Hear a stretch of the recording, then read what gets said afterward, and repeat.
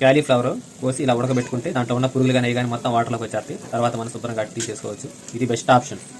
ఉడకబెట్టిన దాన్ని ఇలా చక్కగా తీసుకోవాలి. మరిగిన నూనెలో తాలింపు గింజలు వేద్దాం. అలాగే ఆనియన్, పచ్చికరివేపాకు గంటి పెట్టి అలా కలిపేద్దాం. ఉల్లిపాయ మగ్గిన తర్వాత ఎర్ర టమాటా చిన్న ముక్కలు కట్ చేసి వేసేద్దాం. టమాటా లైట్గా మగ్గిన తర్వాత చిక్కుడు పసుపు వేద్దాం. అలాగే రుచికి తగ్గట్టు సాల్ట్ వేసి చక్కగా కలిపేద్దాం. బాగా హై ఫ్లేమ్లో పెట్టి బాగా మగ్గాలి. స్పీడ్గా అయిపోతుంది. 2 నిమిషాలు మగ్గించిన తర్వాత ఉడకబెట్టిన మన క్యాలీఫ్లవర్ వేసేద్దాం.